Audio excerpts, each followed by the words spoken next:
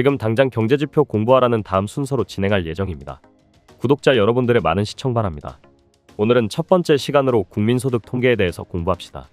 경제지표는 경제활동을 나타내는 지표적인 통계를 말합니다. 경제활동은 생산, 소비, 무역 등의 여러 가지 면을 지니며 따라서 경제통계도 여러 종류가 있습니다. 각 면의 대표적인 움직임을 나타내는 주요 경제지표 중에 하나가 국민소득 통계입니다. 국민소득 통계는 일정 기간 동안 경제주체들이 생산활동에 참여하여 창출한 국민소득이 어떻게 분배되고 처분되는지를 보여주는 통계로서 거시경제의 상황이나 흐름을 파악하고 경제정책을 수립, 평가하는 데 기묘하게 사용되고 있습니다. 미국 상무부는 GDP, 20세기의 위대한 발명 중 하나라는 제목의 글을 게재하였습니다. 국내 총생산이 전 세계적으로 경제 분석과 정책 결정에 중요하게 활용되고 있는 만큼 GDP 통계 발명은 높은 평가를 받을 가치가 있다는 것입니다. 한 나라의 경제력이나 경제활동 상황, 국민의 생활 수준은 여러 가지 경제지표로 파악할 수 있습니다. 예를 들어 경제활동과 밀접한 관계가 있는 수출, 자동차 생산량, 철강 생산량 등의 규모나 변화로부터 경제적 성과를 어느 정도 가늠할 수 있을 것입니다. 그러나 이와 같은 개별 지표들은 국민 경제의 전체 모습을 보여주는데 한계가 있습니다. 우리나라의 자동차 생산량이 영국보다 많다고 해서 우리나라의 경제 규모가 영국보다 크다고 판단할 수 없습니다. 또한 중국의 수출이 일본을 넘어섰다고 해서 중국 국민이 일본 국민보다 더 잘 산다고 평가할 수 없을 것입니다. 그리고 어떤 나라의 철강 생산량이 크게 증가하였다고 그 나라의 전반적인 경제활동이 활발해졌다고 단언하기는 곤란합니다. 국민소득 통계는 개별 경제지표와 달리 한 나라 경제의 전반적인 성과를 종합적으로 나타냄으로써 경제정책의 수립 및 평가와 경제분석의 기초자료로 활용되고 있습니다. 국민소득 통계에서 세계적으로 가장 많이 인용되는 지표가 국내 총생산입니다. 세계은행에 따르면 2022년도 GDP 순위 1위는 미국이었으며 2위는 중국, 3위는 일본으로 조사되었습니다. 그 다음으로 4위는 독일, 5위는 인도, 6위는 영국, 7위는 프랑스가 차지하였습니다. 한국의 GDP는 1조 6,732억 달러를 기록하여 전 세계 13위를 차지했습니다.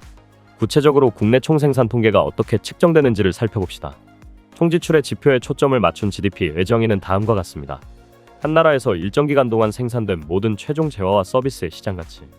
이 정의는 단순해 보일지 모르지만 실제로 한 나라의 GDP를 계산하려면 여러 가지 미묘한 문제에 부딪히죠. 지금부터 각 부분을 하나씩 살펴봅시다. 한 나라에서 GDP는 한 국가의 영토 내에서 일어난 생산 활동의 가치를 측정합니다.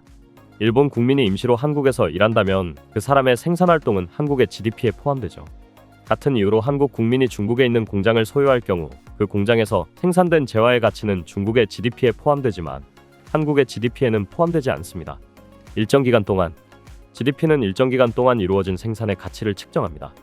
보통은 1년이나 1분기를 의미하며 GDP는 이 기간에 발생한 지출의 흐름뿐 아니라 소득의 흐름도 나타냅니다. 한국의 GDP는 3개월마다 한국은행에서, 미국의 GDP는 3개월마다 미국 상무부에서 각각 계산하여 발표하죠. 정부가 어느 분기의 GDP를 보고할 때는 연간 GDP 수치를 함께 제시합니다. 이렇게 하면 분기에 발표되는 GDP의 4배를 곱하면 연간 GDP와 쉽게 비교할 수 있습니다.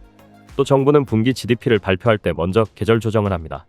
계절 조정을 하지 않은 자료를 보면 1년 중 어느 계절의 재화와 서비스 생산량은 다른 계절에 비해 많습니다.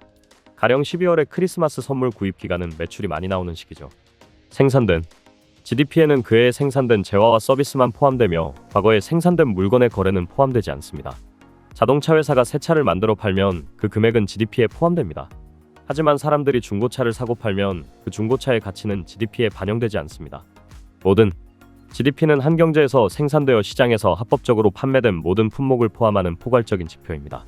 GDP에는 사과와 오렌지뿐만 아니라 배, 자몽, 책, 영화, 이발, 의료 서비스 등도 포함되죠.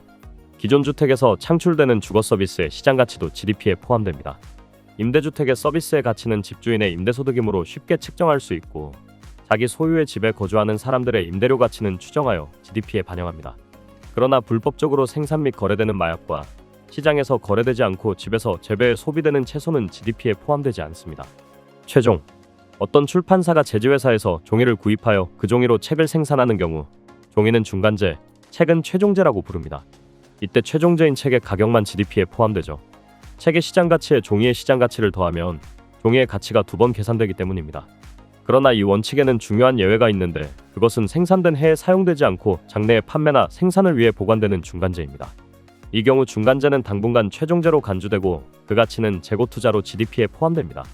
따라서 재고가 증가하면 GDP에 더하고 재고품이 나중에 사용되거나 팔리면 GDP에서 빼죠. 재화와 서비스 GDP에는 가시적인 물건은 물론 보이지 않는 서비스도 포함됩니다.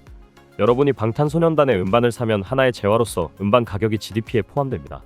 뿐만 아니라 방탄소년단의 공연을 관람해도 입장료만큼 서비스의 가치가 계산되어 GDP의 일부분이 되죠. 시장 가치. 여러분은 이미 사과와 오렌지는 비교할 수 없다는 속담을 들어보았을 것입니다.